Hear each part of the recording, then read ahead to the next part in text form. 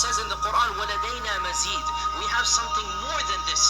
And Ibn Abbas said that the mazid, or the extra in this verse that Allah subhanahu wa ta'ala says we have more, is that on every Friday, Allah subhanahu wa ta'ala will show His noble face to the people of Jannah.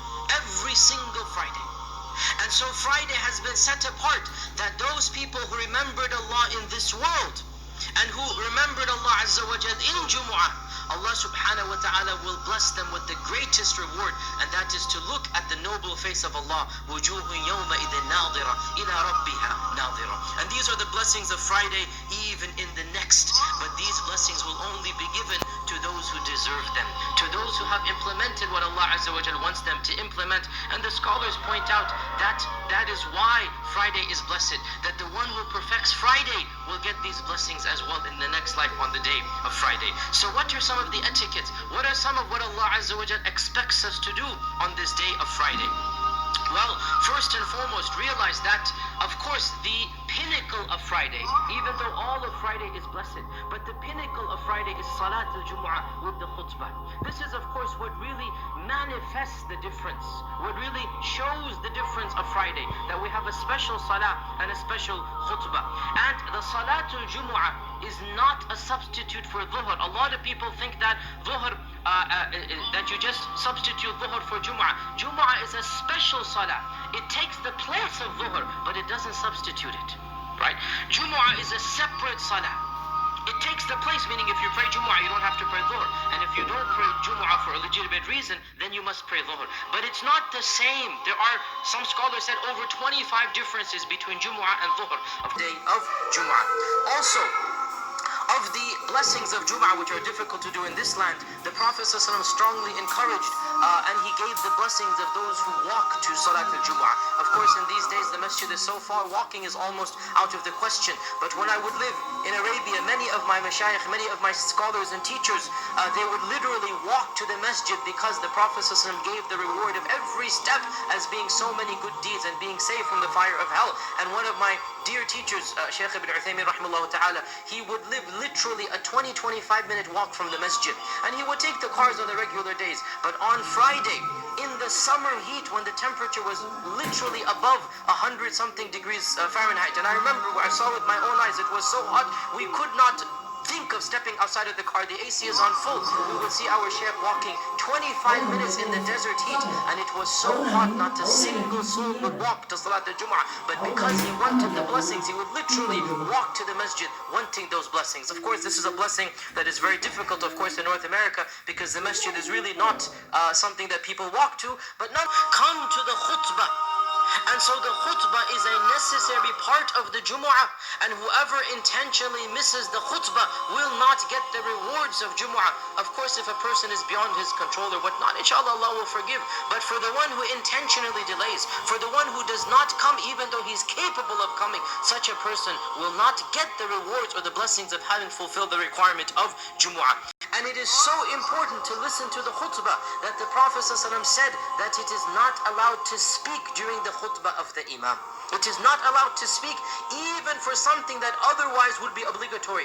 For example, if somebody says Assalamu alaikum, then if somebody walks in and says Assalamu alaikum, you do not even respond Wa alaikum assalam. If somebody sneezes and says Alhamdulillah, you do not even say Yarhamukumullah. And this is something that outside of the khutbah is wajib. But to illustrate how important it is to listen to the khatib, the Prophet ﷺ made it forbidden to say anything during the khutbah, even if it is something that otherwise would be recommended or encouraged. So much so, the Prophet ﷺ said, whoever turns to his companion and says, be quiet, during the khutbah, even this person has said something he should not have said. Somebody is speaking, you ignore that person. That's between him and Allah Azza wa Jal. You concentrate on the khutbah. Of course, there are some exceptions. Obviously, if there's a general, right now, for example, what happened, we need to deal with this. We need to have a conversation what's going on. This is something that is for the benefit of the whole congregation. But a private conversation, a side conversation, this is something that is completely prohibited. The Prophet ﷺ forbade somebody even playing with stones during the khutbah. In those days, the whole masjid was full of pebbles, and in those days you would just move a pebble or two if you're not paying attention. The Prophet said, whoever plays with these pebbles, faqad lagha. Lagha means his khutbah now has become null and void. If this is the case with pebbles, how about with cell phones? How about with Blackberries? How about with iPhones? How about checking your text messages during the khutbah? All of this would constitute not paying attention to the khutbah. And the sad fact of the matter, brothers and sisters, even if the khatib is boring, the wajib still applies on you.